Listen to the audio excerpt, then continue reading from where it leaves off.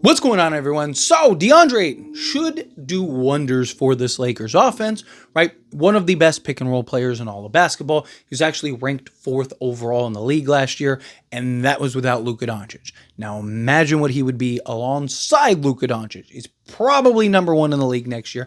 I believe that the Luka Deandre Ayton pick and roll is probably going to be the best play in all of basketball, right? And I don't even think it's going to be close. I mean, Deandre Ayton is the perfect center, slotted alongside Luka Doncic. Luka Doncic and Deandre Ayton are going to be a match made in heaven, in my opinion. I think the Lakers are going to be incredible offensively. I think the Lakers are probably going to be one of, if not the clear best offenses in basketball. I wouldn't be surprised if it's not even close, right? But let's say even if it is the best offense, problem is you got to be able to get stops and play defense. Right now, I'm not really worried about it during the regular season. You can win a lot of games just outscoring teams in the regular season. You see it all the time, right? So again, I'm not too worried about the Lakers' struggles, right, defensively until playoff time. Once you get to the playoffs, that's when things can kind of get troublesome, right? Because I don't care how good you are offensively, you're going to have stretches and moments where things just kind of are a little rough offensively, and you need to have a defense that's capable enough to at least keep you in the game. So when your offense starts clicking again, then you can get back to business here a little bit, right? But Deandre Ayton, again, is going to be a big part and a big hub on the offensive side. But we could use him as a big hub of the defensive side and being the defensive anchor. Thing is that Deandre Ayton isn't really known for being this like defensive menace, right? Like he's not really known for his defensive side of the basketball. He's known for his offensive versatility, him being able to jump out the gym, him being able to, be that lob threat, pick and pop guy, right? Be very versatile in the offensive side of things. But Deandre Ayton acknowledges that hey, he needs to be better defensively, and he himself is challenging himself and wants to himself be a better rim protector and shot blocker and just better defensive player overall. And I am so excited for that, right? So a couple things that he said, which I love, which means he's actually paying attention, right, is one, talked about the defense side of things, that hey, I need to be better defensively, right? I need to be a rim protector. I need to be able to defend, right? The other thing he talked about was he needs to start setting hard screens, rolling to the basket harder, things like that. I've done several breakdowns and kind of, dove into Deandre Ayton on several occasions. And all of the things that I bring up, right, is best pick and roll big man in basketball, but he doesn't set very hard physical screens. He's just really good at kind of slipping. So he'll go and set that screen and then slip, and then, it's a bucket, right? But him talking about, hey, I need to make sure I'm setting hard physical screens. I need to make sure that I'm, basically locking those guys in, hitting the basket hard, right? Talked about it. Get Deandre Ayton, if he's willing to play his role, understands that Luka is going to make you look great every single night, right? Look at what he did for Jackson Hayes. He had people genuinely believing that Jackson Hayes was the answer at center position.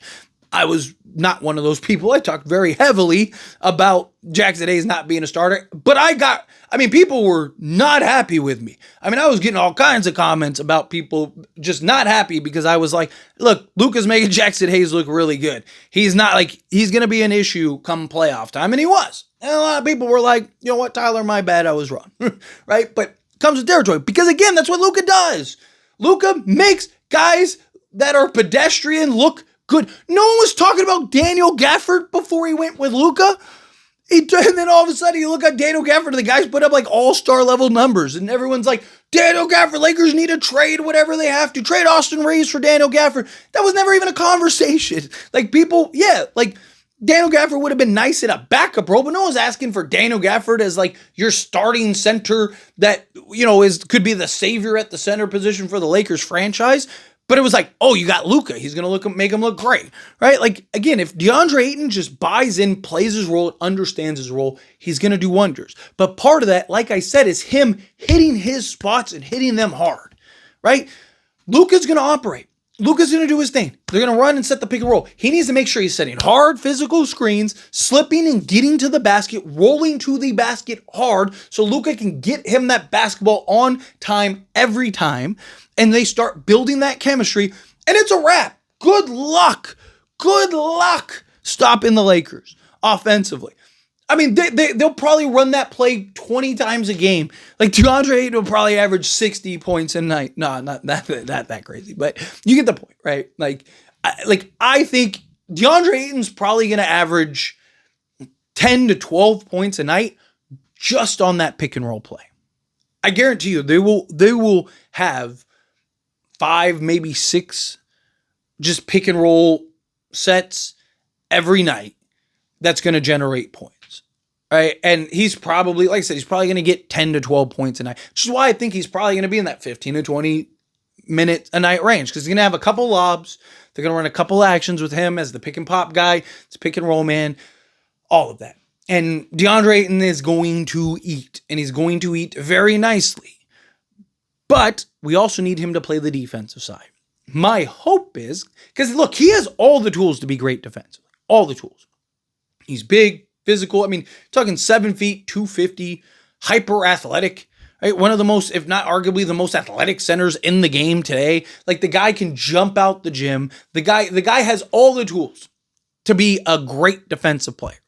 Portland's defensive schemes are terrible. Like, they just had him and dropped the entire time. Like, he's not really that type of center. You need to have him in various, like, you need to position him in the right areas, right? So, to me, if you can get Ayton to buy in on the defensive side of things, Luka's going to make things easier for Ayton on the offensive side of things. I really think that you're going to see maybe a better version of Deandre Ayton defensively, just because, again, he's not going to have to work as hard offensively. He's going to be able to kind of just again, let Luka do the dirty work. Let Luka do the job, and then you just reap the benefits. Right? It's like a group project. And there's that, there's the kid that, like, I need to be in his group because I'm going to get an A. Right? Like, that's what this is. Right? That is Luka Doncic. Luka Doncic is the smart kid that if you're in his group, you're going to get an A. So if you're DeAndre Ayton, you don't need to worry about any of that other stuff. Just, again, get to your spots, get to those spots hard, and then make sure you're locking in on the defensive side of things.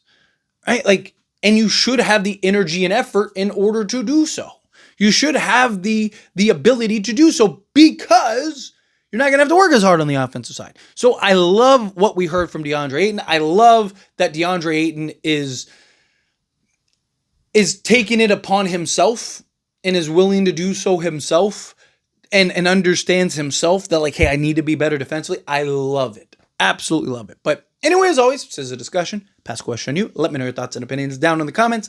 That being said, if you haven't liked this video, hit that like button. Helps me out. As we enjoy these types of videos, and I truly appreciate it. Not subscribe channel, hit that subscribe button. Turn on the bell notifications. Appreciate y'all. See you in the next one.